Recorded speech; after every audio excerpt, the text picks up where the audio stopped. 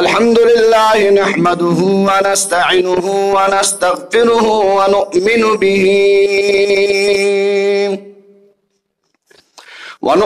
बिही व नतवक्कलु अलैहि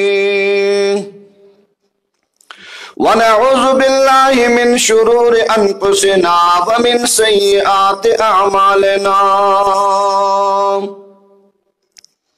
मन यहदिहिल्लाहु फला मुदिल्ल लहु व मन युद्लिल्हु फला हादिय लहु व नशहदु अल्ला इलाहा इल्लल्लाहु वहदहु ला शरीक लहु व नशहदु अन्न सय्यदना व सनदना व मौलाना व हबीबना व हबीब रब्बिना मुहम्मदिनिल्लज़ी अरसलहु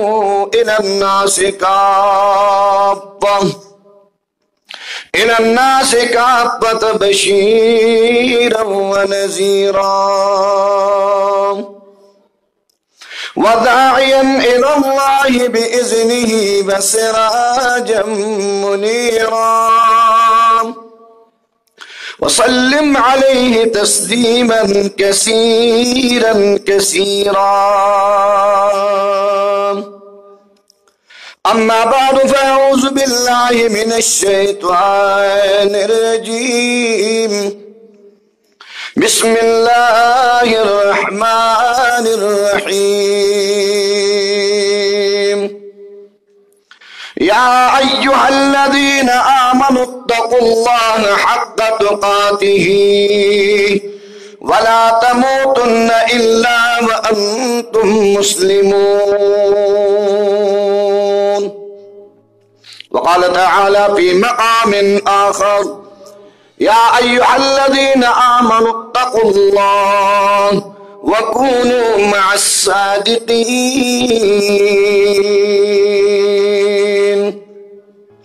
अम्मा बाद क़ाल रसूलुल्लाहि सल्लल्लाहु तआला अलैहि वसल्लम इन्नमल अअमालु बिन्नियात औ कमा क़ाल रसूलुल्लाहि सल्लल्लाहु अलैहि वसल्लम अल मरअु मअ मन अहब्ब औ कमा क़ाल रसूलुल्लाहि सल्लल्लाहु तआला अलैहि वसल्लम अल मुमिनु मिरआतुल मुमिन औ कमा क़ाल रसूलुल्लाहि सल्लल्लाहु तआला अलैहि वसल्लम अम्मा बाद मुनिअल लिसानु मिनल कलामि लिअन्नहु कहफुल बलाइ व जालिबुल आफाति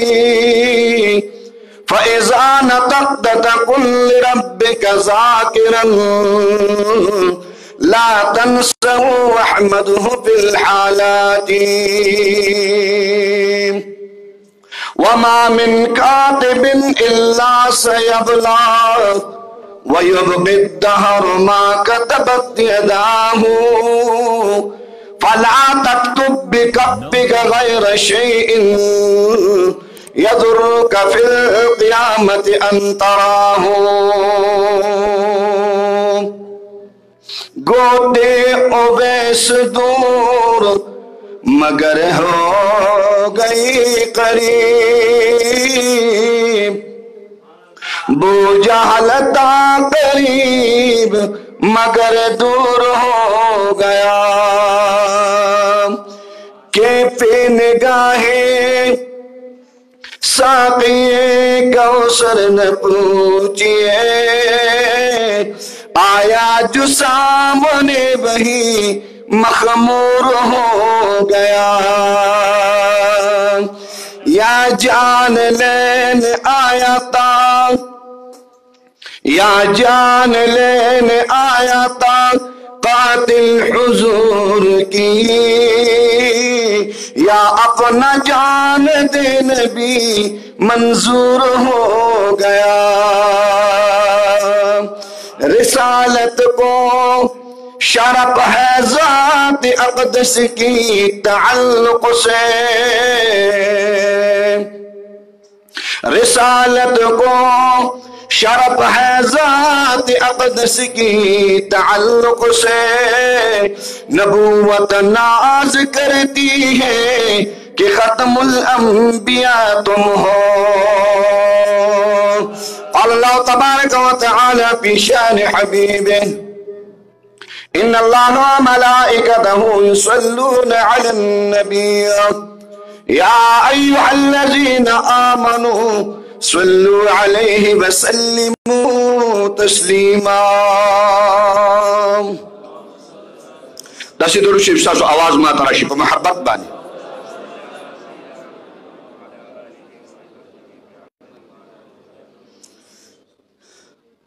अल्लाहुम्मा सल्लि अला मुहम्मदिन व अला आलि मुहम्मदिन कमा सल्लैता अला इब्राहीम व अला आलि इब्राहीम इन्नका हमीदुम मजीद। अल्लाहुम्मा सल्लि अला मुहम्मदिन फी अव्वल कलामिना, अल्लाहुम्मा सल्लि अला मुहम्मदिन फी औसति कलामिना, अल्लाहुम्मा सल्लि अला मुहम्मदिन फी आखिरि कलामिना व सल्लिम अलैहि तस्लीमन कसीरन कसीरा बिअदद इल्मिल्लाहि सलातन दाइमतन बिदवामि मुल्किल्लाह व सल्लि अलैहि कमा तुहिब्बु व तर्दा।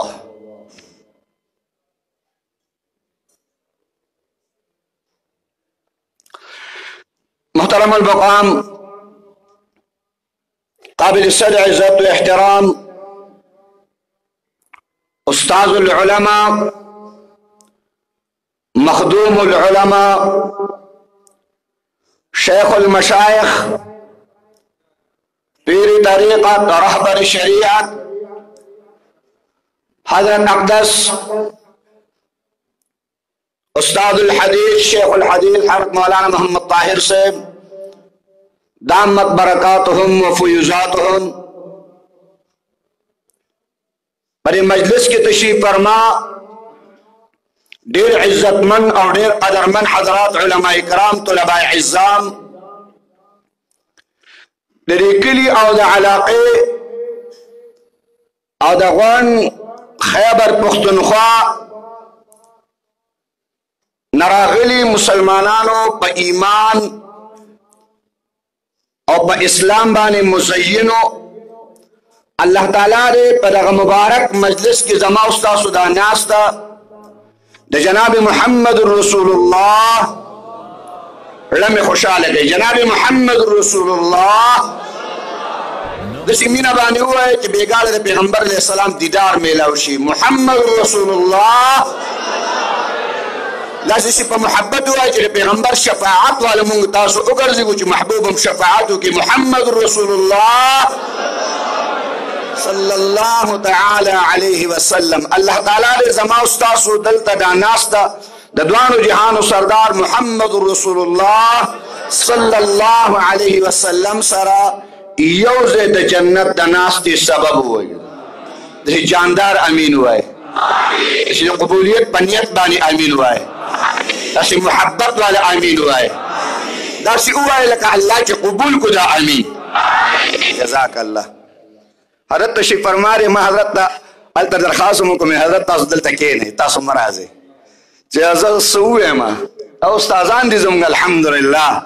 खुद दी शफ़क़त और दी मीनी दा मंगल और दी मोहब्बत दा मंगल अल्लाह ताला पर मंगल तास बाने कायम और दायम ले जरे अखबल उस्तादान शफ़क़त तजो गोरम ले अखबल मशरान शफ़क़त तजो गोरम ज़कम नाचीज़ा कम इल्म फ़हम फ़िरासत च अल्हम्दुलिल्लाह जमा वालिद गिरामी चागीबा द्वीप मदरसे के जहांगीर उस्ताद माने बोलो खपल नामे व मौलाना मोहम्मद करीम अल्हम्दुलिल्लाह द हजरत सरा ब्यादल तसुमरा कुतबगुल ब्यादल तबाबाजी से दा टोल सुमर जो अल्हम्दुलिल्लाह जमा वालिद से परागत हम दबी दसाया दलान दे और अल्हम्दुलिल्लाह जमा परागत हम दबी दसाया दलान दे अल्हम्दुलिल्लाह अक़द शफ़क़त मंगुल अक़द शफ़क़त साया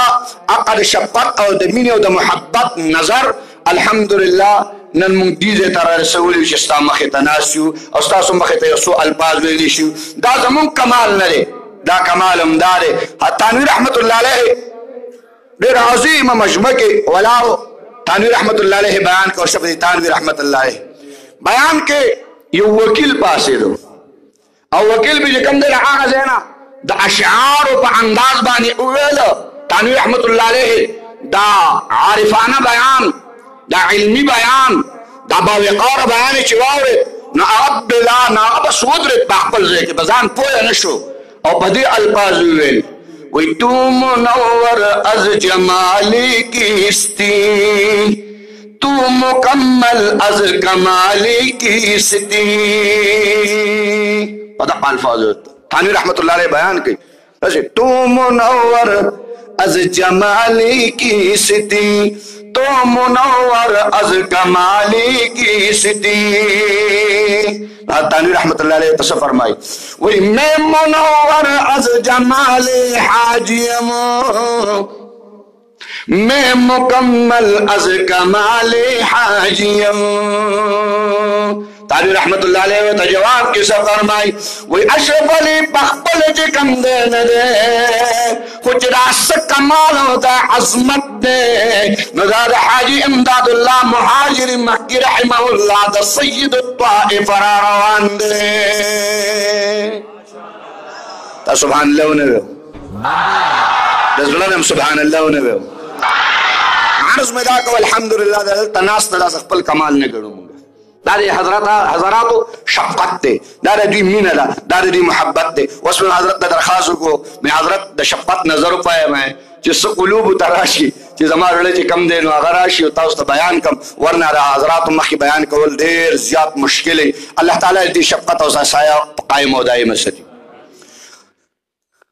ومقدس مکبان انسان دا دو اشیاء نجی کم دے جوڑ دے یو توی جسم یو توی روح جسم او دا روحنا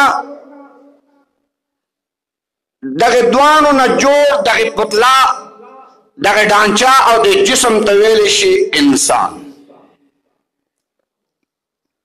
د انسان وجود دا الله تعالی په ځمکه باندې جوړ کړی دی د انسان د وجود ضرورت چې څومره دي الله تعالی دغه انتظام د ځمکې نه کړی دی د انسان دا ډانچا دا د خاورو نه الله تعالی جوړ کړی دی د ډانچې چې څومره ضرورت دي الله تعالی دغه انتظام د خاورو نه کړی دی دا موږ چې کوم تکبر دا کوم په نشا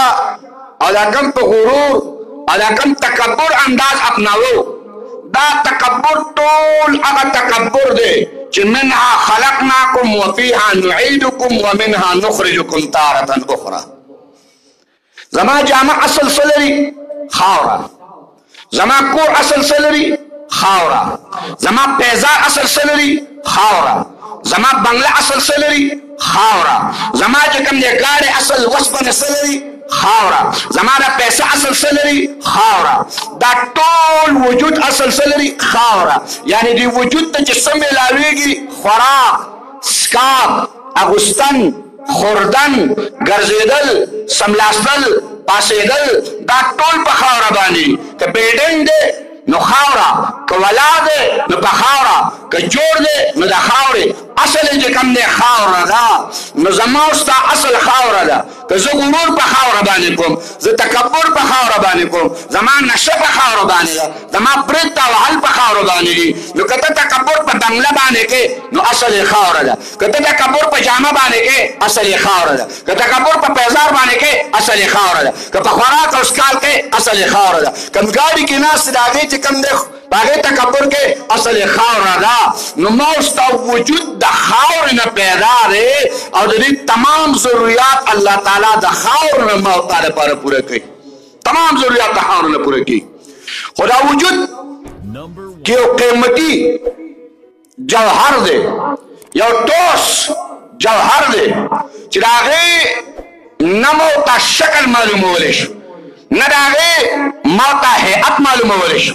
نه مو ته د هغې مجسم یعنی شکل زما او ستاسو پر سترګو لیدل کېږي چې هغې ته د الله تعالی قرآن روح مبارک فرمایي او دا امر ربي دی دا امر ربي دی نو دې وجود کې چې کم طاقت موجود دی کم قوت موجود دی کم طاقت او قوت دی وجود له سترګې ورکړی وګونو له ورکړی لاسو له ورکړی دا خپل ورکړي دماغ ورکړي زړه ورکړي دی نو هغه قیمتي اساسا هغه ټوس جوهر چې کوم دی هغه شی دی روح مبارک چې قرآن مجید فرمایي قل الروح من امر ربي دا روح مبارک چې کوم دی دا امر ربي دی دا طاقتور او قوت والا سیس پری وجود کې دننه موتا ته الله تعالی را کړي دا طاقت او قوت موتا ته چا را کړي لکه په مینه ووایه لکه خانقار لکشان ذکر به کله ناکله زه به راباندې ذکر هم کوم کله ناکله حضرت ته به زه به کله ناکله ذکر هم په تاسو باندې کوم دا چې کوم دی نو دا اساس او قوت ما تاسو له چا را کړي روح مبارک دا تاسو له موتا الله تعالی را کړي ګور انسان چې مړ شي نو سترګې یې او که نه یې لکه چې انسان مړ شي نو لاسونه یې او که نه یې لکه انسان چې مړ شي دا خپې یې او که نه یې لکه وجود حتی کټه غټ وجود ښکلې سترګې لاسونه خپه خو بیا دغې مړي ته ته ووایه څنګه چلیږي بیا چې کوم دی د پارس د ژوندو نه وځي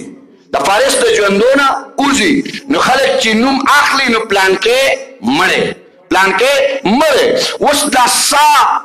دا روح د ده نه لاړ سترګې کار نه کوي لاسونه کار نه کوي خپې کار نه کوي وجود یې کار نه کوي په تخته باندې رحمان بابا فرمایي وایي په تخته باندې بربنډ شي له حجابه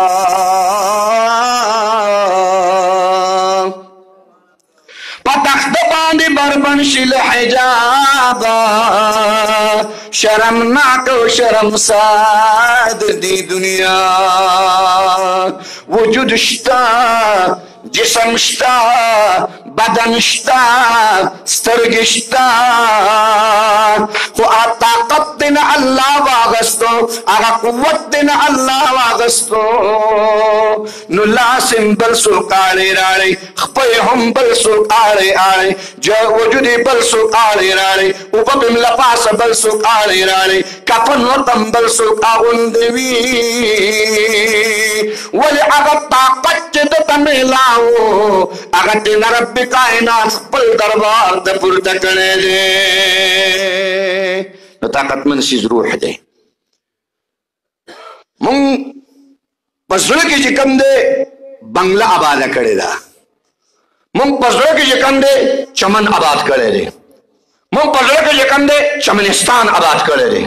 مونږ په زړه کې چې کوم دی لوی ګاډي آباد کړي دي مونږ په زړه کې چې کوم دی دینار او درهم او ډالر آباد کړی دی مونږ د زړه دا چمن دا د غیرو جوړ کړی دی په دې کې د غیر محبت پروت دی په دې کې د غیر مینه پرته ده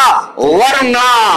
د زړه ته چې کوم دی حق روحاني طاقت چې ما تاسو ته الله تعالی را کړی حق طاقت دپاره زما او ستا د زړه دریچې لا بندې پرتې دي زما او ستا د زړه دروازې بندې پرتې دي زه هر ځای کې دا خبره کومه د مثال موافق حضرت نه به معافي غواړم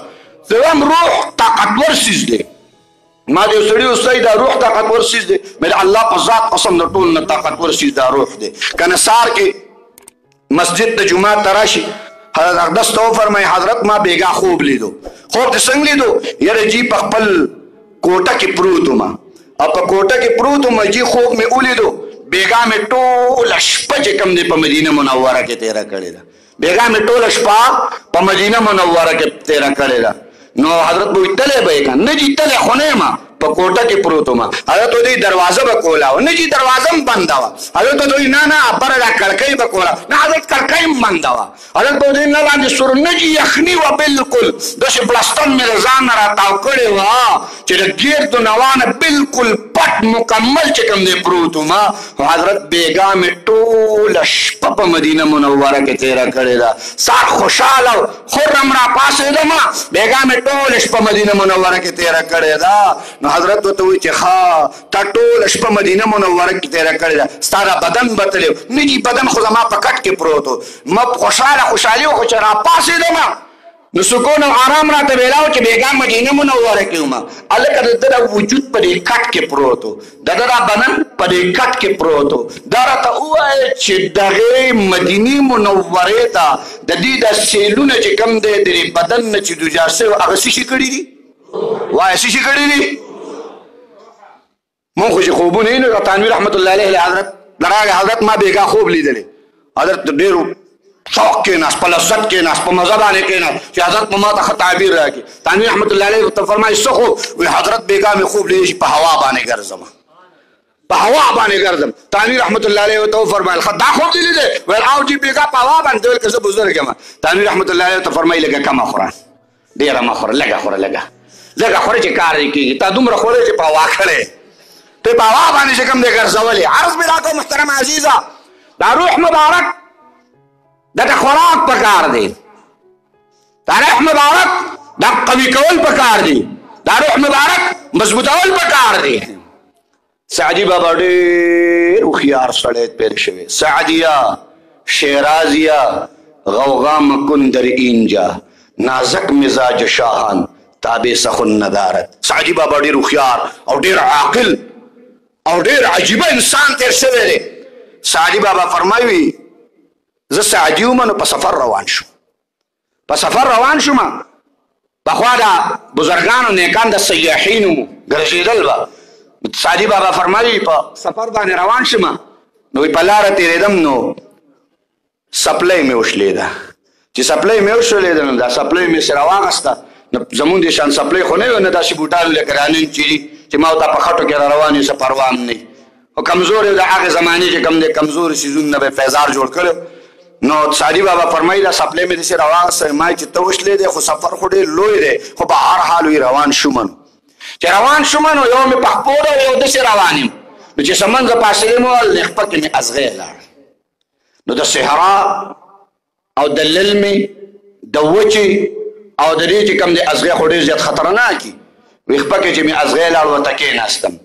ازغی راوباسم خو ازغی وایي چې زه خو به راونوځم، زور په بره باندې کوي او زه ازغی ته ناست یم. نو وایي داسې ګیلې شکوې مې شروع کړې، داسې ګیلې شکوې مې شروع کړې او داسې ویم چې ای الله سفر راته ډېر لوی پروت دی، ای الله منزل راته ډېر لوی پروت دی. الله پکې دې راله ازغی بوتلو منزل مقصود ته به رسېږم څنګه، دا سفر به کوم څنګه. سپلی دې مراله وشلوله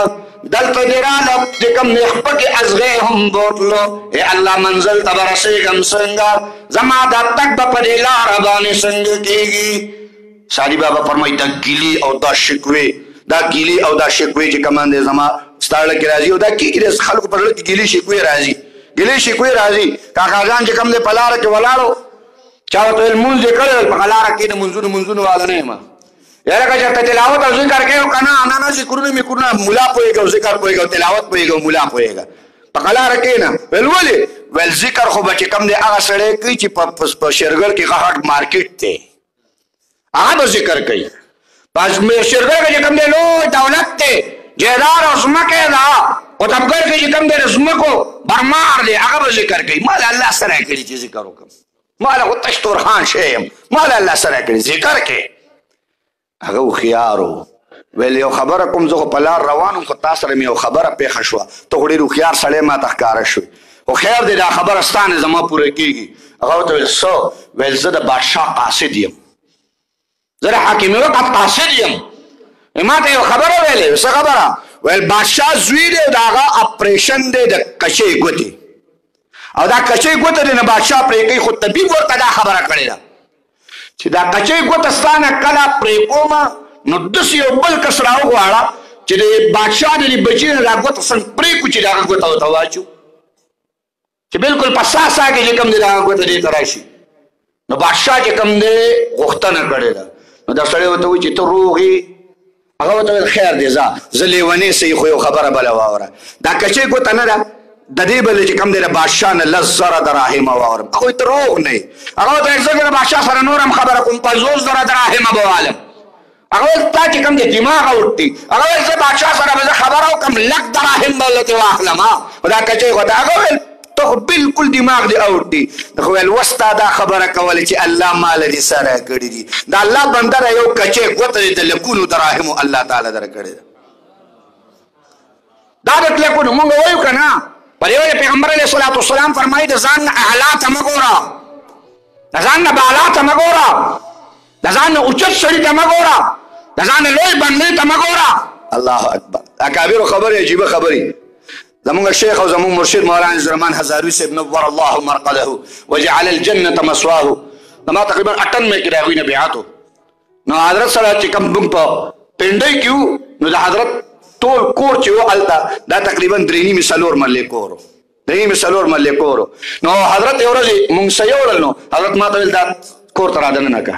ما یې جي ټیک شه. نو حضرت رانه دننه شو نو ما هغه پروټ موټ چا تحفه راوړې وه او چا هدیه راوړې وه. حضرت به کله نه کله خاندل ویل مخکې به چې کوم دی مریدانو پیران ساتل ولس پیران مریدان ساتي ویل مخکې به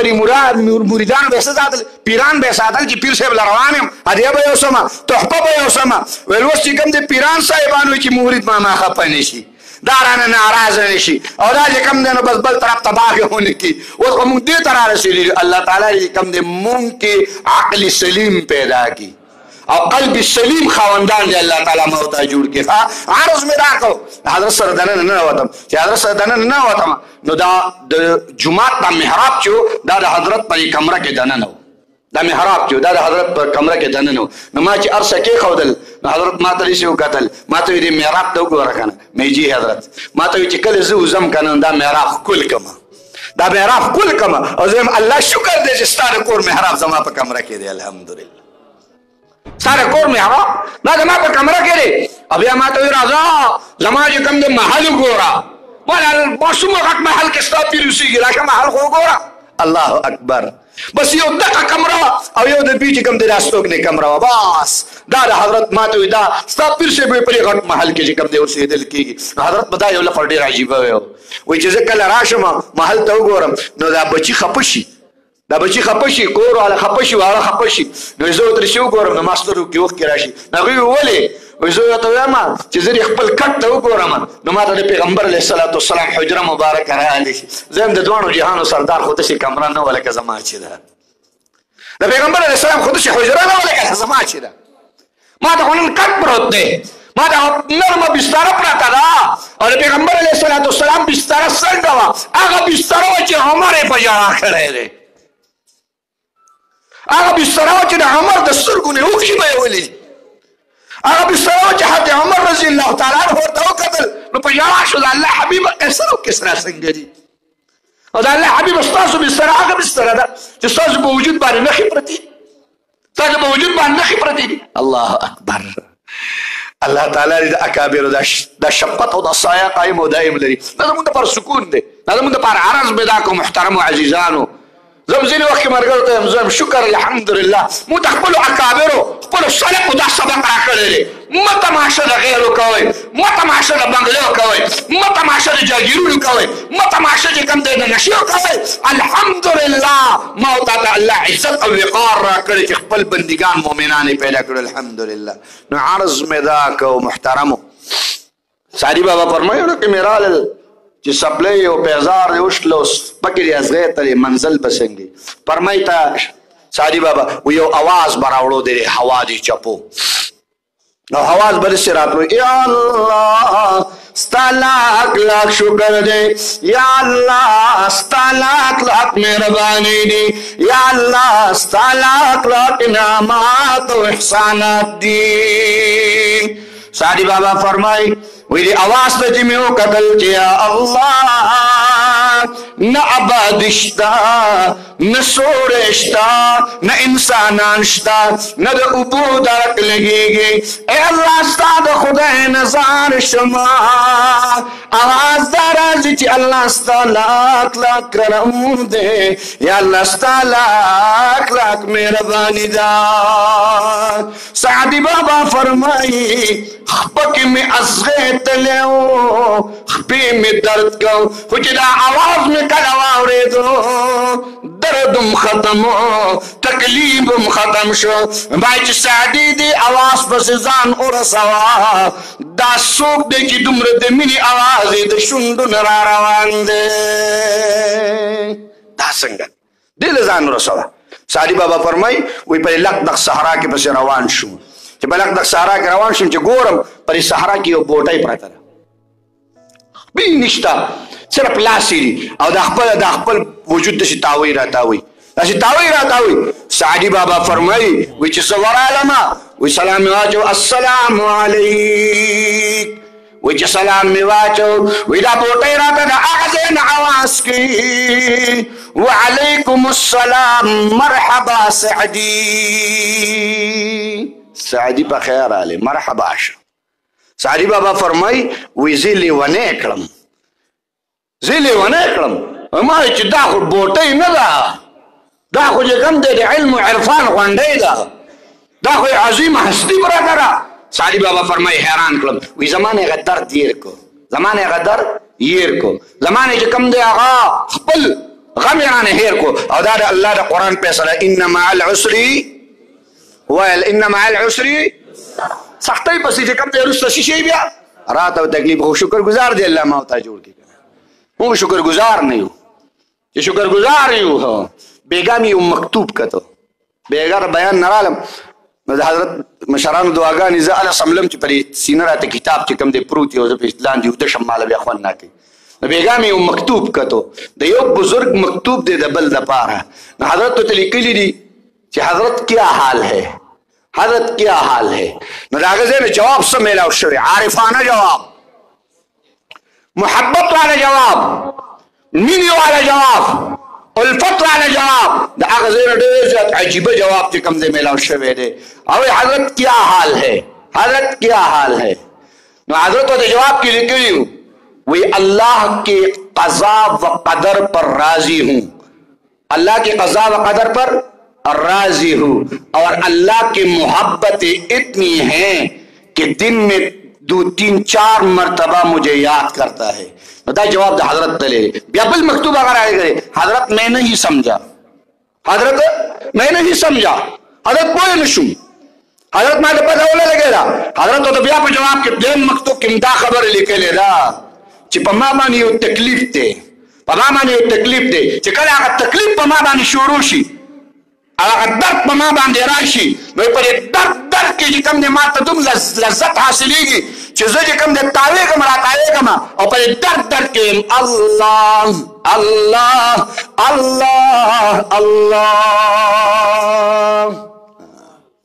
داسې وایم داسې په مینه تاسو هم راسره ووایئ الله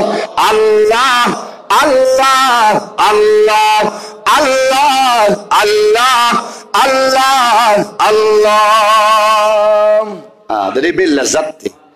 د دې بېل خوند دی د دې بېله مزه ده خو چې دا مزه چاته میلاوي هغه ته بیا میلاوي هغه له مزه ورکوي هغه ته دا لذت چې کوم دی میلاوي خو چې چا دا مزه څکلې ده هغه بیا بالخوازي نه ما ته تاسو توجه کوئ عرض مې تاسو ته محترم عزیزانو دا کو چې سعدي بابا فرمای حیران شوم ما چې عجیبه ده حضرت چې کوم دی نو لګیا دی او زما نوم هم ورته معلوم دی زما د خپلې خبرې ته راځم تاسو ما توجه لږه ساتئ په آخر کې به راته وایي چې کافر مولا او ظالم مسلې وکړې بس داسې به ووایي یا به وایي چې دا پرې مولا نه و دا پرې سمه بلا راوستې وه دا پرې چې کوم دی سمه بلا راوستې وه پته لري چې مولي صاحب راوستې وه خو بلا یې راوستې د بلا به رانه ساده کوي او تاسو ته یو مولا صاحب چې کوم دی مسلې کړی نو سار کې دي نه بیا مقتدیانو یو بل سره بحث مباحثه کوله هلکه ویل څنګه چلې ویل مولا صاحب بېګا دی عجیبه مولا راوستې ویل ولې ویل هغه بېګا چې کوم دی مسلې کولې او په دې مسلې کې دا خبره وکړله چې د امام ابو حنیفه صاحب په مذهب کې چې کوم دی سنګتره حرامه ده سنګتره پکې حرامه ده وایي عجیبه مولا او زمونږ خو سنګترې بیخ ایستلې په موږ یې حرامه کړه مولانا صاحب ویل کده چې به نه ویلي خیر مولوي صاحب د مولانا صاحب نه معلومات وکړو چې لکه مولوي صاحب تا بېګا جوړ مسلو کې دا خبره کړې چې سنګتره حرامه ده هغه ویل لکه ستا دا مقتدیان چې کوم دا حاضر الجسم خو حاضر الدماغ نه و حاضر الجسم بېل څیز دی حاضر الدماغ بېل څیز دی دوی دا حاضر الجسم خو حاضر الدماغ نه و هغوی څنګه دي حاضر الجسم حاضر خادمه ده خو زما په شان مولا به ونه زما په شان شیخ خادمه ده خو زما په شان مولا به ونه بس را دانګلي په سمساره حرامه ده نو د سمسارې نه څه جوړه کړې وه سنګتاره نو حاضر الجسم چې ناصر حاضر الدماغ به هم کښېنې او که حاضر الدماغ نه وي حاضر الجسم نه وي نو دا قشنګ لوبه به داسې کېږي چې یو سړی بابا زوی ولېږو ډاکټر نه دوی راوړه نو چې دوی ولا راوړه نو بابا له چې به کله دوی ورکړې دواړو مټو نه بیا بابا ونیو بیا به لقو نو آخر کې دی بابا ورته وایي چې عجیبه دوی خو راکې ماله ویل ډاکټر صاحب راته نشي ویل چې بابا بړه کوي ویل ډېره ښه بابا جوړ شو چې بابا جوړ شو نو لاړ ډاکټر صاحب درزار او در قربان ډېره ښه دوی دې رالېږلې وه ما د الله تعالی په هغې باندې شفا هم راکړله جوړ هم شومه خو د استعمال دا طریقې ډېره عجیبه وه هغه ویل څه ویل دې زوی چې به کله ما د دواړو مټو نه ونیولم بیا به یې ړقولم هغه ورته ویل نو هغه ویل څنګه ویل ستا د زوی ته ما ویلي وو چې بابا دوی ورکوي نو بوتل به ړقوي بابا مې نه ویل چې بابا به ړقوي د بوتل په ځای به څوک ړقو بابا نو تاسو مخې توجه ماته کوئ ډېر لوی لوی اکابر به راځي ډېر لوی لوی علما به راځي لوی شيوخ به راځي انشاءالله تعالی هغوی به چې کوم د تشریف کېږي او ما او تاسو ته به ټول ته دیدار میلاویږي انشاءالله عرض به دا کوو سعدي بابا فرمایي وی حیران شوم ما السلام علیک سعدي بابا فرمایي جواب علیکم السلام مرحبا سعدي سعدي بابا فرمایي حیران شوم سعدي بابا فرمایي حیران شوم ما دا راته ووایه چې زما دا نوم درته چا وښودو زما د دې نوم دا ښودنه درته چا کړې ده سعدي بابا فرمایي مخې راته راواړو چې وسعدي ما یې که ته هوښیار سړی ته خو ډېر قمقل انسان یې تا خو عقل به نه دی وایي زه حیران وایي ما چې زما نوم درته چا وښودو وایي راته یې ویل وسعدي نوم راته هغه رب ښودلی دی چې کوم رب ستا په خپه کې ازغی بوتلی او په کیلو شکو را روان وي هغه رب راته نوم ښودلی هغه رب راته نوم سعدي را روان دی سعدي رحمه الله عرض دا چې دا راته وایي چې د سعدي بابا او د ده درمیان کې څه کنیکشن و څه موبایل و څه ټلیفون و څه رابطه وه په څه ذریعه باندې دا حق روحاني طاقت دا حق روحاني قوت دا حق روحاني چې کوم دی لال و چې الحمدلله کولاو نو هغه داسې خلق و چې بزرګان فرمایي وایي د عالم مخې ته چې کښېني نو زبان کنټرول ساته او د بزرګانو مخې ته کښېني نو خپل زړه کنټرول ساته چې د علماو مخې ته کښېني زبان کنټرول ساته او چې د نیکانو صلحاو اتقیاو پاکانو مخې ته کښېني نو خپل قلب خپل زړه دا کنټرول ساته دا صفا ساته دا سوتره ساته چې کله ځي نو عرض مې راکړو روحاني طاقت نو زموږ روح هغې ته ما او تا نن خوراک نه ورکوو او دا روحاني طاقت دې میلاویږي دا په خانقاهونو کې میلاویږي دا په خانقاهونو کې میلاویږي مولانا فضلالرحمن گنج مرادآبادي رحمه الله حضرت محمد علي منګیر رحمه الله ته وفرمایل تا ته پته شته دی چې د عشق دکانونه میلاویږي په دنیا کې د عشق دکانونه لیدلي د الله د محبت دکانونه لیدلي چې د الله د محبت دکانونه دي ځکه چې چینی میلاویږي د دکان نه میلاویږي فروټ میلاویږي د دکان نه میلاویږي دارنګې اشیا د دنیا میلاویږي د دکانونه نه میلاویږي د الله د محبت دکانونه لیدلي دي منګیر رحمت الله علیه فرمایي وایي زه خاموش کېناستم راته یې وفرمایل چې شته دی داسې دکانونه ماشا غلام دهلوي رحمه الله خانقاه لیدلې ده ماشا افاق رحمه الله خانقاه لیدلې ده دا هغه خانقاه ده چې د دې خانقاه نه د الله محبت او د الله مینه میلاویږي الحمدلله دا هر څه په خانقاهونو کې بیا میلاویږي دا د نیکانو صلحاو د هغوی په خوا کې میلاویږي یک زمانہ صحبتی با اولیاء یک زمانہ صحبتی با اولیاء بہتر از 100 سال طاعت بیریا مفتی شفیع رحمہ اللہ فرمائی اشرف علی تھانوی رحمت اللہ علیہ خوال العالم مائی حضرت شیب دا شاعر خودی زیادے کڑے دے شاعر خودی زیادے کڑے مفتی شفیع رحمت اللہ علیہ فرمائی حد تھانوی رحمت اللہ علیہ تو فرمائی تھانوی رحمت اللہ علیہ فرمائی مائی چیزی گو روئی کنا یک زمانہ صحبتی با اولیاء بہتر از 100 سال طاعت بیریا ما ته چې زیاتې نه دی کړې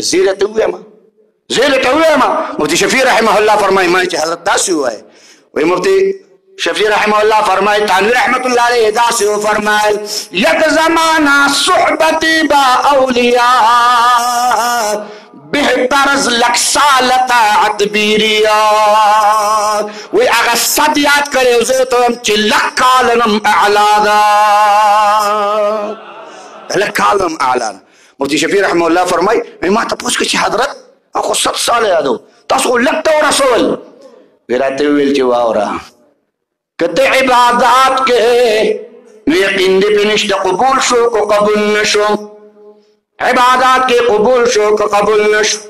د الله رضا او مینه حاصله وغواړي زکات ورکې قبول شو کو قبول نشو دعاګانې د الله نه کې حج دې کو قبول شو کو قبول نشو ورته فرمایل اسپتن لګي چې د ایمان لذت به میلاوي او کنه خو یو خانقاه د اولیاء زه داسې دی د پاکانو زه داسې دی چې جناب محمد رسول الله صلی الله علیه وسلم فرمایي څوک چې د نیک انسان جلیس جوړ شي نو دا سړی به الله نه بدبخته کوي دا به شقاوت نه وي دا به بدبختي نه وي نو مفتی شفیع رحمه الله فرمایي تانوی رحمت الله علیه نور اعمال داسې دي خو د اولیاء صحبت د نیکانو صحبت دا کمال لري دا عظمت لري الله اکبر قاری محمد طیب سے هغې چې کوم دی نو په ډېر ځوانۍ کې په ډېر نوجوانۍ کې هغې چې کوم دی د دیوبند د هغې چې کوم دی محتمم جوړ شوی حسن هم الله ورکړی حسین هم ډېر زیات او بیا چې کوم دی علمي کمالات په یو نقطه باندې به چې کوم دی په ګنټو باندې د هغې بحث جاري و مفتی طیب صاحب قاری محمد طیب صاحب یو ورځ چې کوم دی نو تانوی رحمت الله علیه ته وفرمایل حضرت وایي زه چې کوم دی نو ذکر هم کوم حضرت زه چې کوم دی نو پړی هم کوم خو هغه مقصد چې دی هغه ماته نه میلاویږي تانوی رحمت الله علیه ته وفرمایل وایي چې کله را فارغ شي نو زما خواله راشه چې کله را فارغ شي نو زما خواله راشه نو صحبت کې ډېر لوی عظمت دی صحبت کې مونږ ډېر لوی عظمت دی مونږ چې کمزورتیا کوو د دې وجې نه چې مونږ کې صحبت نشته صحبت ته حاضرېږو نو هلته حاضرېږو نو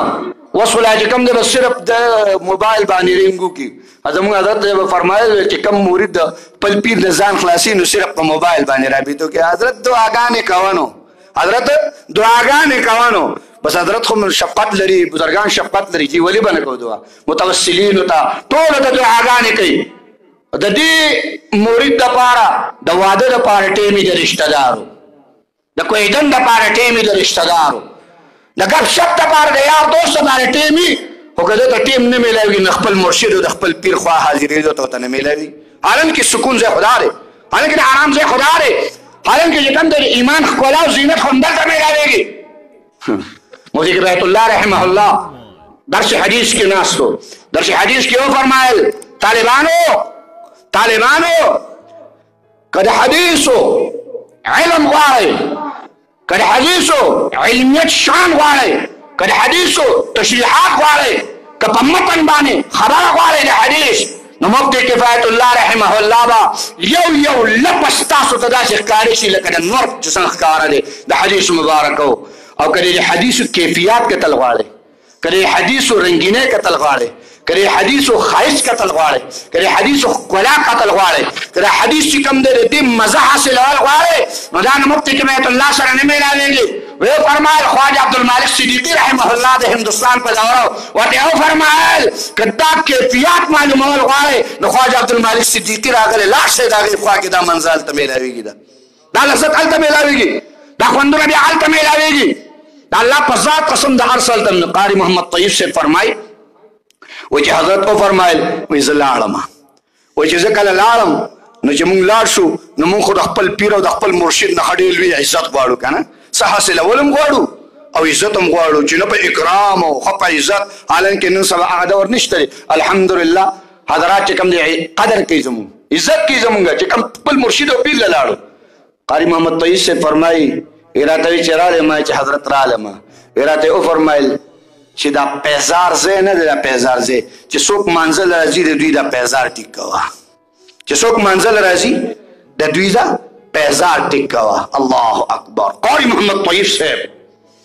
د دیوبند محتمم استاد الحدیث شیخ الحدیث د زمانه لوی بزرگ لوی عالم عظیم هستی د علم کمال بصیرت پته الله تعالی ورکړی خو چې خانقاه ته کله لاړ نو فرمایي وي دقه ځای کې دا سپلی برابره وه دا پیزار برابره قاری محمد طیب صاحب څه کوي جی اخوان دیوبند محتمم دی اخوان دیوبند محتمم دی هلته د دیوبند استاد الحدیث دی هلته دیوبند لوی لوی علوم پړاوی خو د خانقاه کې چې کوم دی بیا ژوند داسې و چې هغه ځای دا پیزار برابر و هغه ځای کې بیا دا پیزار برابر و یو ځل ځوتی تانوی رحمت الله علیه فرمایل وی ته وګوره چې دا زړو پیزار او درې نوي پیزار سره سیچل کوي دی زړو پیزار او نوی پیزار ته تماشه لګو که دا څه کوي نو مفتی قاری طیب سے خپل فرمایي ما چې به کله دا پیزار برابرو وی دا زوړ به مې سیخانه برابرو خو دا نوی به مې سم برابر کړ دا نوی به مې سم برابرو دا زوړ به مې سم نه برابرو نو را به ما ته ویل چې حضرت دا شان چل دی وی تانوی رحمت الله علیه فرمایي چې لږ صبر کوئ لا څه پکې شته لا دننه څه شته د انا لا انانیت پروت دی د انا لا انانیت پروت دی بس فرمایي یو وخت داسې راغی چې څوک به را روانو هغه به خپۍ ښودله نو ما به یې خپې ته ملاسې ښودو چې د پیزار چې کوم دی د خپې ته صحیح ور واغوستولی شي صحیح ور واغوستلی شي وی مفتی شفیع قاری محمد طیب سے فرمایي وی تانوی رحمت الله علیه راته وفرمایل چې اب وس کار پوره شو وس لینډ برابر شو وس د زړه کې دننه چې کوم دی انا چې دا انا ختم شي دا انا زه مولا غټ خطیب زه مولا غټ عالم زه مولا زمانه غټ مقرر بل نشته زه مولا زه اوچت سړی ما ته ځینې ځای کې خلک وایي ته چې کوم دی څوک ته د سوال جواب وکړي ته یو ګنټه مخکې راځي زه یم دا زمانه خپل شیخ او مرشد دا انا ایستلی دی چې زه ووایم چې د شیرګل په بازار کې چې کوم دی په دوکان کې ناست یم ریم کوم مصروفه یم خلک را جمع شوی دی او که نه چې درشمه خلک را جمع شوی دی او که نه چې درشمه موږ ته خپل شیخ دا نه دي ښودلي موږ ته خپل مرشد دا نه دي ښودلي موږ ته دا ښودلي چې لاړ شه وجاړه هلته وجاړه او په جړا کې د الله نه وغواړه چې د پیغمبر علیه الصلاة والسلام امت چې کوم دی الله تعالی په خپل ذات باندې مین کوونکی وګرځي او د پیغمبر د سنتو اتباع والا وګرځي وجاړه هلته دا انا دی شیطان چې کوم دی یو بزرګ هغه راونیو چې راوینیو نو ورته وویل چې راته ووایي ما ته نصیحت وکړه هغه ورته وایي زما نصیحت څه دی زما نصیحت دا دی چې څوک منزل روان زه یم چې د کمې پورې به دا مونځونه کوي بس که که نه نن یې پکې مه کوه که څوک زکات ورکوي نو موږ وایو کمې پورې به دا زکاتونه وکړي زړه دې پاک پوخ شو څه کال یې پکې ورکومه زکات څه کال پیسې لږې شوي دي مخکې به چې کم دی خفه کېږئ مه تاسو ناراضه کېږئ مه مخکې به چې کم دی د ګوړو دا موسم چې به راغی نو مونږ ته په لارو کې خلکو آواز کوو استاد یو دوه دړی ګوړ همدله ساتلې دی که رالی که نه نو در به کو الله قسم دې کړه دویم کال چې زمیدار خو زموږ سلام هم نه اخلي ګوړه خو لا پرېږده سلام هم نه اخلي سلام چې ملا صاحب سلام وایي وعلیکم سلام مخه خواته وکړي داسې نه وي که راته ووایي چې څنګه ګاڼۍ روانه ده او که نه ما زه خدای به رباندې بیا راولي تاسو وایئ چې ګرانه عرض مې راکړه محترمه عزیزه چې هغه شیطان ونیوی راته نصیحت وکړه هغه ویل مړه نصیحت نه وی نصیحت راته وکړه هغه ویل ښه نصیحت اورې ویل او شیطان ورته څه وایي وی واوره مولوي صاحب واوره و عالم واوره و شیخ واوره خلک دې لاس کولي خلق دې خپې ښکولي خلق دې تندی ښکولي خلق دې قدر وکړي خلق دې عزت وکړي خو داسې چېرته ونه چې انا کنه مات الله اسجدوا لآدم آدم ته سجده وکړه نو قال موي انا ز قال انا ز نو داسې ونه وی چې ز کنه داسې بشي لکه چې ز شیطان داسې بشي لکه چې ز دا انا چې ختمیږي دا زجی ختمیگی دا انانیت کی ختمیگی دا اوچتواله و رفعتواله دا ذات کی ختمیگی دا اللہ پا ذات قسم بغیر دا خانقان بلزے کی نختمیگی دا انا ختمول خطرناک شیر انا دے دا انانیت ہولی زمان روح اگه دا کم دے دا عجز دا انکساره دا غي شربت او دا غي خوراک ما ورکړی نه دی د دنیا لذتونو چې کوم دی حواس لیونه کړی دا انا ابو عبدالله اندلسي رحمه الله ډېر لوی شیخ 30,000 حدیث ورتا سندن متنن یاد 30,000 احادیث دا اندلس لو عظیم ہستی دا بغداد دا جنید بغدادی رحمہ اللہ پیر و مرشد دا امام شبلی رحمہ اللہ پیر و مرشد دا لو اکابر دا غسرو یورز دا بغداد نروال شو پا سفر بانی خیم چا انا دا خانقان علاو بل دیگی نختمی او کدا انا پروتی نو بیا برا سردشی کی دا برا قدامی لوی فرمائے روان شو پلار بانی سفرم کو دیر موریدانم دی ورسرا متوسلینم ورسری وی پلار بانی سفر کو یوزے کے جکم دے ابو ضرورت منترالے چلی ابو ضرورت منترالے فرمائے وی منگا یو قصبی تو یو کلی طرف تا ورالو چی یو قصبی یو کلی طرف تا جکم دے ورالو نو یو قصباو دی کلی کی جکم دے کوئی طرف تا ورال دے ابو نو آلتا جکم دے جنکے والالے وی زنانا والالے وی دا جکم دے والالے وی وی شیخ و مرشد لمن پیر سے اغمرا سرا وی چکل منگا غیتا رسی او قتل وی شیخ و مرشد هم غیتا او قتل دا غیب پا قتلو باندے حضرت چکم دے بس پہلو امتحان کے مفتلاش حضرت کے ناست یو ساعت ناس دویم ساعت ناس دریم ساعت ناس درے ساعت تیر شول درے گھنٹے تیر شولے حضرت سر نہ پرتا گئی حضرت سر نہ پرتا گئی وی منگو لخوالو چے حضرت سفر بکول غواری وی ابو عبداللہ اندلسی رحمت اللہ علیہ سر را پرتا کو وی امام شبلی رحمہ اللہ فرمائے وی فرمائل والقضاء او قدر خپل فیصله وکړه لزه د زید د پاسې دونیم د قضاء او د قدر فیصله رااله زه د زید د پاسې دونیم زه روانې دونیم امام شبلی رحمه الله فرمایي امام چې حضرت ولې راته وویل چې زما په زړه باندې بل څوک سواره شول زما زړه ته بل څوک رالل تاسو ځئ تاسو سفر کوئ وایي حضرت ته موږ انتظار وکړو حضرت راتویل نا نور تاثر رتلو والیم امام شبلی رحمت اللہ علیہ فرمائی وی ٹول مونگ پا جڑاش پا جڑا بانی حضرت نروان شو چی چاہتا 30,000 حدیث سنرن متنن یاد دا اللہ دا قرآن مجید حافظ اور پہ عظیم امتحان کی دا اللہ تا طرح پر آگئے اللہ دی موتا سو سہتی اللہ تعالی دی موتا سو سہتی اللہ امتحان کی موتا سو نراولی عرض میں نا ابو عبداللہ اندلسی رحمت اللہ علیہ امام شبلی رحمہ اللہ فرمائی منگ روان شو فرمائی جی کل بغداد تلال تمام بغداد پا انتظار باندے تمام بغداد انتظار کی چی حضرت را روان خانقاہ موردان متوسلین شاگردان فرمائے امام شبلی رحمہ اللہ جنید بغدادی رحمہ اللہ مراسرہ فرمائے کہ کلم بغداد کے دا خبر والا تمام بغداد پجڑا باندشو تمام بغداد دستر گنبخ کے روانی چھ اللہ دمر عظیم ہستی دی کم امتحان کے واجولا شپے بم جڑا گانے وی امیاش پس منگوی چرازے دا حضرت ملاقات لسو دا حضرت ملاقات لسو امام شبلی رحمت اللہ علیہ فرمائی وی منگ را روان شو وی جلی قصبی ترالو وی معلومات مکرل چی حضرت چرتا رے حضرت چرتا رے وی راتے او فرمائی چی اگر زنگل کی خنزیران سری علتا والار دے خنزیران سری علتا والار دے امام شبلی رحمہ اللہ فرمائی وی منگ ورالو وی چی ورالو وی حضرت چی کم دینو والار دے غایت زنار پروت تے غایت زنار پروت تے پلاس کے دا سلیب اگا لختنی ولی دا امام شبلی رحمت اللہ علیہ فرمائی وی منگویل چی السلام علیک وی حضرت دسی کمزوری آوازوی وعلیکم السلام وی چی منگورالو وی منگو حضرت دا سوشول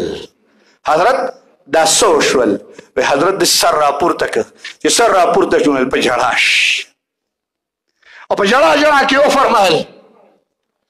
دا اللہ قضاء و قدر فیصلہ دا ہمو چی حضرت حدیث را نیر دی قرآن مجید یہ آیات یاد یہ حدیث صرف یاد فرمائے امام شبلی رحمت اللہ علیہ وی ممکن استو وی حضرت په جړا شو وی د حضرت جړا څه عجیبه جړا وه زمونږ جړا څه عجیبه جړا وه ویل جړا داسې شوله چې کوم خنزیران ګیر چاپېره سرېدل که نه وی هغه رانه ګیر چاپېره تا شول ویل مونږ هم جړل نه خنزیران هم راسره په جړا شول هغوی هم راسره په جړا شول خو جړا ډېر لوی کمال لري جړا ډېر زیات لوی عظمت لري جړا ډېر زیات لوی رفعت لري الله دې مونږ کې جړا پیدا کړي خانقاه دقه خبره ښیي چې رقت قلبي ختمه ده خانقاه دقه لاره ښیي چې زړونه چې کوم دی سخت شول خانقاه دقه لاره ښیي چې د زړه نه چې کوم دی د الله په مینه او محبت کې د سترګو نه اوښکه نه روانېږي زمونږ جړاګانې الله اکبر دوانو جهان خبر یاد ساته دوانو جهان سردار جناب محمد رسول الله صلی الله تعالی علیه تسلیمات راغې نو چې ویې کتل ابوبکر صدیق مولاړ عمر فاروق مولاړ دوانو جهان سردار ته فرمایي څه ته ولاړې وایي د الله حبیبه نن درېیمه ورځ ده چې موږ څه نه دي خوړلي درېیمه ورځ ده چې موږ خوراک نه دی کړی پیغمبر علیه الصلاة والسلام ته وفرمایل ښه د دوانو جهانو سردارو ته وفرمایل زما یارانو که تاسو وایئ چې موږ 3 ورځې خوراک نه دی کړی د دوانو جهانو سردارو ته وفرمایل ستاسو پیغمبر هم نن 3 ورځ ده چې خوراک یې لا نه دی کړی نو ستا د حبیب ستاسو د محبوب په شونډو باندې خوراک نه یې راغلی حاجي عمر رضی الله تعالی عنه ته فرمایي چې د حاتم مقداد رضی الله تعالی عنه په کور کې مې کجوري لیدلې وې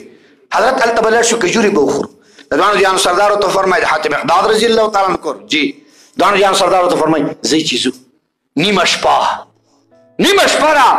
په نیمه شپه باندې حاتم مقداد رضی الله تعالی عنه کور ته روان ابوبکر صدیق ورسره عمر فاروق رضی الله تعالی عنه ورسره د نیمې شپې د پیغمبر علیه الصلاة والسلام د خپل ملګرو سره دا بې تکلفي زه هر ځای کې دا خبره کوم د حضرت نه اجازت غواړم دس چې کم دی نو ما ته به اجازت کوي په دې الفاظو زه هر ځای کې وایم زه یم که پیران لیدل غواړئ او د پیرانو شفقت لیدل غواړئ او د پیرانو چې کوم دی عجز او انکساري لیدل غواړئ لاړ شه شیخ الحدیث حضرت مولانا محمد طاهر صاحب وینئ چې عجز هم ښکاره شي ته انکساري هم درته ښکاره شي او که نه بل لحاظ باندې کتل غواړئ ما یې لاړ شه د حدیثو په درس کې ورته کښېنه چې ملکه د حدیثو د درس او د علمیت هم درته الله تعالی وښیي خو خانقاه هغه شان او رفعت ورکړی دی چې خپل هر مرید ته چې کوم دی د عجز او د انکساري درس او سبق یې په زړه کې وتېښو دی الحمدلله چې څومره د هغه متوسلین دي الحمدلله عجز انکساري دا وغیره بهرحال د دوانو جهانو سردار د خپلو مرګرو سره چې کوم دی بې تکلفي د نیمې شپه د دوانو جهانو سردار روان شو محبوب علیه الصلاة والسلام را د حاتم مقداد رضی الله تعالی عنه دروازې وواله حاتم مقداد رضی الله تعالی عنه دروازې چې کله وواله د حاتم مقداد رضی الله تعالی عنه آرام فرما فرمای حاتم مقداد رضی الله تعالی عنه آرام فرما لوري را بیدار شوا چې لوري کله را بیدار شوا دروازې لراله چې دروازه کې کله کتنه وکړله نو په منډه باندې واپس د مور او د پلار کوټې له لاړه اواز یې وکړو بابا ای بابا جان را پاسېږه ټول خلک چې دروازې له ځي هغه محمد رسول الله زمونږ دروازه کې ولاړ دی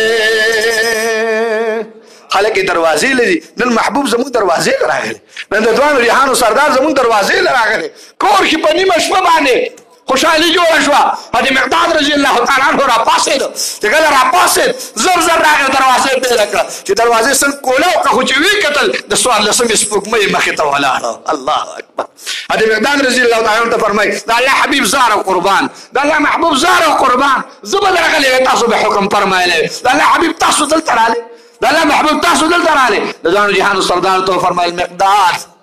مقداد ابوبکر صدیق هم وږی دی مقداد عمر فاروق هم وږی دی او مقداد ستا پیغمبر هم نن 3 ورځ چې خوراک نه دی کړی خو جناب عمر راته وفرمایل چې حاتم مقداد رضی الله تعالی عنه په کور کې کجوري دي مقداد مونږ باندې کجوري وخوره نن 3 ورځ چې موږ څه خوړلي دي حاتم مقداد رضی الله تعالی عنه چې دا خبره واورېده نو بس په جړا شو او داسې په جړا شو چې پیغمبر مخې ته چې کم دی نو په تیزه باندې جاړي د دوانو جهانو سردار ته وفرمایل مقداد ولې جاړې حاتم مقداد رضی الله تعالی عنه فرمایي د الله حبیب نن چې مقداد نه جاړي نو کله به جاړي پیغمبر اسلام وی ولې وته وفرمایل الله حبیبه نن زما د کور میلمه محمد رسول الله دی او زما په کور کې دومره درک نه لګي چې خپل پیغمبر ته کېدم زه د دوانو جهانو سردار ته کېدم چې نن مقداد نه جاړي نو کله به جاړي چې زما د کور نه محمد رسول الله داسې ځي، زما د کور نه به ابوبکر صدیق داسې ځي، زما د کور نه به عمر فاروق داسې ځي. د الله حبیب سم نشته زما کور کې، د الله محبوب سم نشته زما کور کې. دواړو جهانو سردار ته فرمایي مقداد حضرت عمر رضی الله تعالی عنہ فرمایل کجوري مې لیدلي، وایي جی عمر فاروق ټیک خبره کړې ده، واقعي زما کور کې کجوري وي، خو د الله حبیب کجوري مې خرڅ کړې چې څومره پیسې مې هغه د الله په لاره کې ما ورکړي، زما کور نن خالي پروت دی. الله اکبر. جړه ډېر قیمتي شی دی. حضرت مقداد جړه څه وکړل، د حضرت مقداد اوښکو څه وکړل، د حضرت مقداد چې کوم دی د اوښکو کم عظمت او کم شان او کم رفعت او کم وقار ښکاره کړ. دوانو جهانو سردار ته فرمایي مقداد جاړمه، مقداد جاړمه. د دوانو جهانو سردار د اوږې مبارکې څادر یې راکوس او ته فرمایي مقداد څادر زما والا، دا څادر زما والا. د دوانو جهانو سردار حضرت مقداد رضی الله تعالی فرمایي د الله حبیب څادر باندې څه وکړم، د الله محبوب څادر باندې څه وکړم. دوانو جهانو سردار جناب رسول الله صلی الله علیه وسلم ورته فرمایي مقدادا ومقدادا کور کې دي کجوره شته او کنه، ورته فرمایي د الله حبیبه کور کې یوه کجوره ولاړه ده خو د کلونو نه وچه ولاړه ده، د الله حبیبه هغه کجورې خو نه کوي وچه ولاړه ده. د ګاونډیانو سردارو ته وفرمایل مقداد زما دا څادر یوسه د دې کجورې نه لاندې واچوه، کجورې ته ووایه چې دا څادر د محمد رسول الله دی. د دوانو جهانو سردار کجورې غواړي، محمد رسول الله کجوري غواړي. حضرت مقداد رضی الله تعالی عنہ فرمایي څادر مې راواغستو چې کله مې واچو دا څادر، چې کله مې څادر واچو او کجوري ته مې وا کجوري جناب محمد رسول الله ولاړ دې کجوري غواړي. فرمایي کجوري چې د پیغمبر علیه السلام نوم واورېدو یا وچه ولاړه وه، د کلونو دا وچه ولاړه وه، خو چې د جهانو سردار نوم مبارک واوري. فرمایي اقا کجورا په اقا زیبا نشولا او دبرې نه لاندې کجوري را گزارې کړې. جړه کې عظمت دی، جړه کې ډېر لوی مقام دی. تانوي رحمت الله علیه لیکلي دي وایي یو پیر صاحب چې کوم دی نو بیبي ورته وویل چې پیر صاحب ته خو ډېر لوی مریدان دي، ډېر متوسلین دي، حضرت یو درخواست کوم ستا چې کوم دی ټولو مریدانو زه خدمت کوم، یو درخواست کوم. تانوي رحمت الله علیه فرمایي ما توجه کوئ، تانوي رحمت الله علیه فرمایي ورته وفرمایل څه؟ وایي حضرت بېګا له دعا وکړې دوانو جهانو سردار ووینم، بېګا د پیغمبر علیه الصلاة والسلام د دیدار دپاره دعا راته وکړه. ما یې ډېره ښه ده. پیر صاحب چې کوم دی ورته دعا وکړه او دا کمال دی. زه تالاش ته بیان دی تللی تالاش باجوړو ته په دې 2 ورځې مخکې هلته ختم نبوت کانفرنس و سیرت پروګرام و، هغې ته زه ورغلم. چې ورغلم ماسپښین کې پروګرام هغه چې هغې ته زه کله ورغلم نو هغه چا چې پروګرام جوړ کړی و روټۍ انتظام خوا کې زه ناست وم، نو راغې زما خوا کې کېناستو. والد صاحب وفات دی، نوجوان هلک دی، نوجوان ځواني ده، ما خوا کې کېناستو. ما ته حضرت تا سره ځان له خبره کول غواړم، تا سره ځان له خبره کول غواړم. نو ما ملګرو ته وویل علما نور هم راسره ناستو، هغې ته مې دې ځان له خبره کوي چې کېناستو. ما یې وایه وایي حضرت بېګا مې خوب لیدلی، بېګا مې خوب لیدلی. مې څه خوب؟ وایي بېګا مې خوب ولیدو چې مسجد ته ننوځم، د مسجد په دروازه باندې د دواړو جهانو سردار محمد رسول الله ولاړ دی. الله اکبر. پیغمبر علیه الصلاة والسلام پر مسجد په دروازه باندې ولاړ دی او زه راننوځم، وایي د دواړو جهانو سردار جناب رسول الله صلی الله علیه وسلم توره مبارکه راواغسته او ما ته یې داسې راکړه. ما ته وایي چې دا توره خپل لاس کې ونیسه، دا توره خپل لاس کې ونیسه. زه په منبر باندې بیان کول غواړم، بیان کول غواړم، خو چې څوک راځي نو دا توره به ستا په لاس کې. ګوره زما خواته څوک راپرې نه دي، زما خواته څوک راپرې نه دي. حضرت نن دا پروګرام دی، بېګا ما دا خوب لیدلی دی، حضرت د سیرت پروګرام دی. ما ورته جواب کړی خوشحالي دا ده چې د دوانو جهانو سردار محمد رسول الله دنه خوشحاله. ورته مې وویل دا سترګې لږ را دې خوا کې چې زه ښکل کړم چې په کومو سترګو د پیغمبر علیه الصلاة والسلام دیدار مبارک، د سید الانبیا دیدار مبارک. تانوي رحمت الله علیه فرمایي فرمایل پیر صاحب دعا راته وکړه چې د پیغمبر علیه السلام دیدار وکړم. پیر صاحب ورته وفرمایل داسې وکړه چې بېګا له به دیدار درته میلاو شي خو په یو شرط. ویل شرط څه دی؟ ویل شرط دا دی چې د ځوانۍ چې کوم دی نو جامې به واچې د واده. شرط دا دی چې هغه کالي پتري هغه به ټول چې کوم دی نو سرسنه دا به برابر کړي. ځان به چې کوم دی ناویتوب په شان ښایسته کې بېګا له به د پیغمبر علیه السلام دیدار میلاویږي. فرمایي هغه خو عاشقه وه، هغه خو مینه وه، هغه د پیغمبر سره محبت و، نو ولګېده سر سره چې کوم دی هغه د ناویتوب جامې واچولې، سر سڼه یې برابر کړل، کالي چې کوم دی برابر کړل، ځان یې ښایسته کړ، ناویتوب په شان کېناستله. وی پیر صاحب مبارک چې راغی، چې پیر صاحب مبارک راغی داسې وکتله نو زامنو ته ویل ای زامنو راشئ، د مور هم په ځان باندې څه چل کړی دی، د ځوانۍ پېښې یې شروع کړي، بچي چې رال داسې وکړه د مورې دا دې څه کړي، نصیر وخته راشئ د ابۍ ته مو ګورئ، وروڼه والله وخته راشئ د خور ته مو ګورئ، په دې بوډاتوب کې به ځان باندې څه چل کړی دی. ټولو راله نظاره یې وکړله، کتنه یې وکړله. فرمایي وی چې کله دا ټول واپس شول پیر صاحب چې کوم دی نو پیر صاحب مبارک آرام فرما شو، چې هغې آرام فرما شو نو دې چې کوم دی لاسونه پورته کړل، الله ای زما الله که ځان مې ښایسته کړی دی نو د پیغمبر د محبت د خاطره، د سید الانبیا د دیدار د خاطره، د جانو جهان سردار د دیدار د خاطره، ای الله د خو په ما باندې ټول رشته دار او خپلوان یې را باندې خبر کړ. فرمایي په دقې کې اوده شوه، چې کله دقې کې اوده شوه شپه شوله، د زړه سترګې الله کولاو کړې او د جناب محمد رسول الله دیدار یې وکړو. الله تعالی یې زما ستاسو نصیبه کړي، الله تعالی یې زما ستاسو نصیبه کړي. او رښتیا راته وایم، تجربتاً درته وایم، زموږ شیخ او مرشد به م فرمایل چې 2 څیزونه غواړئ نو یو کار ضرور کوئ. که څوک وایي چې حرمینو شریفینو ته تلل غواړم، حرمینو شریفینو ته تلل غواړم، درود شریف مه پرېږدئ انشاءالله تعالی.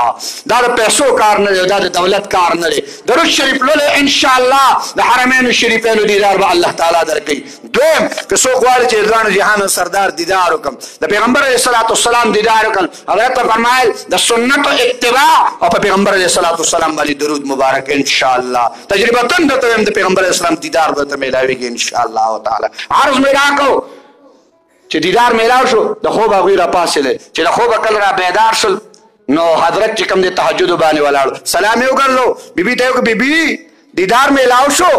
بیبي دیدار میلاو شو. هغه ورته ها حضرت د دوانو جهانو سردار چهره مبارکه مې ولیده، حضرت چهره خو مې ولیده خو تاسو خو بېګا زه ډېر ذلیله کړم، ډېر خلک ته را باندې خبر کړو، دا دې ولې؟ نو پیر صاحب ورته وایي هر صدقې موجود ذکر دم کو تسبیح دم اړولې، تلاوتونه دم کول، منځونه دم کول، عبادتونه دم کول. و زما بیبي د یو څیز کمی و چې هغه پتا کې نه او ته فرمایي څه کمی، هر سړي پوره خو د سترګو اوښکه دې نه بېدله، او الله ته د سترګو اوښکه ډېره قدرمنده ده. په الله دربار کې د سترګو اوښکه عزتمنده ده، وقار او عظمت د الله په دربار کې د اوښکې دی، نو د سترګو نه اوښکه نه دي. عرض دا امام شبلی رحمه الله فرمایي وایي په ژړا شو، داسې ژړا چې هغه کوم خنزیرانو کې چاپېر هغه هم په ژړا شو، حضرت هم په ژړا شو، او په ژړا چې کوم دی موږ را روان شو. فرمایي په ژړا را روان شو، فرمایي چې کله په ژړا باندې را روان شو، ښار ته واپس را روان شو، لاره کې ګورو یو نهر راغی، نهر د طرفه چې ګورم پیر صاحب او مرشد صاحب غسل کړی را روان او اواز کوي اشهد ان لا اله الا الله واشهد ان محمد رسول الله. اواز د کلمې مبارک کوي، وایي مو حضرت ولیدو، وایي خوشحالۍ را باندې ډېرې زیاتې راغلې چې مولا حضرت واپس راغی. امام شبلی رحمه الله فرمایي وایي تپوس مې ترې نه وکړو چې حضرت دا دومره امتحان داسې شو چې دا کوم امتحان کې مونږ واچولی شو، دا کوم امتحان کې تاسو واچولی شوئ. وی راته وفرمایل چې واوره کله چې دې قصبې او کلي ته ورغلمه نو دې قصبې او دې کلي کې مې دا نظاره چې وکړه چې خلک صلیب ته سجده لګوي، چې دا نظاره مې کله وکړه چې خلک صلیب ته سجده لګوي، نو لکه مې دا راغل چې ته خو ډېر لوی سړی الله ته سجده لګوي، ته خو ډېر اعلی سړی الله ته سجده لګوي. نو حسنات الابرار سیئات المقربین، العالمين وی دا اللہ تعالی دا خبر خوخ نشوا چی تویچیز دا سچ مادر کری اللہ وی دا مادر کری نی دا انا لپس اللہ تا خوخ نشو نزی پا دی امتحان کے واچا ولما چی ما کتن کولا نزما دزلن یو مرغی وال وطلا چا مرغی وال وطل نپوها شما چی مالک طول ولایت اللہ سلب کرے دے دا انا پا خانقاہ کی انا ختمی کی پر خانقاہ کی دا ز ختمی کی پر خانقاہ کی جکم دینو دا ز دا انانیت دا جکم دے ختم شی عجز انکساری دا اللہ پا دربار کے جڑا دا اللہ پا دربار کے سوال دا اللہ پا دربار کی منت دا اللہ تعالیٰ پا دربار کی ساری جکل راشی نباس کاملیت و اکملیت ہم دقا دے عظمت اور رفعت ہم دقا دے نو الحمدللہ خانقاہ مبارکہ واسرہ جکم دے ازہر العلوم ہم دا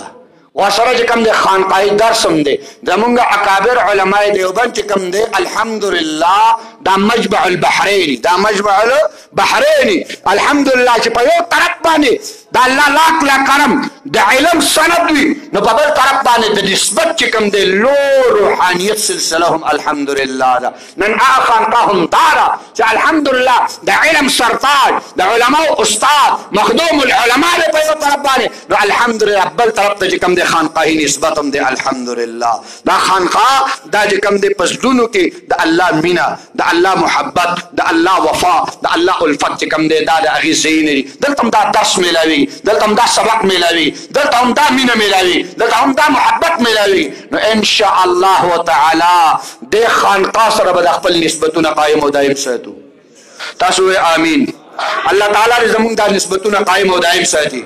اللہ دے حضرت دا سور پنبان قائم و دائم ساتی اللہ دے شفقت او دے مینی محبت دا منگول زمون دا سرون للے کئی اللہ تعالیٰ دے دا خانقاتا دن دگنی رات چگنی دا علم و دا عرفان ترقی اللہ تعالیٰ نصیبہ کی سنچ زمون دا اکابر و خانقادانے اللہ تعالیٰ دے پٹور خیبر پختونخوا پا کل پاکستان کے دے خانقاہ رنا روحانیت عظمت او برکت دا ہر چا قلوب تجکم دے ورکی وصلی اللہ تعالی علی خیر خلقه محمد و آلہ و صحبہ اجمعین زمان استاذان حضرت مولانا محمد طاہر صاحب دامت برکاتهم حضرت مولانا محمد عمران صاحب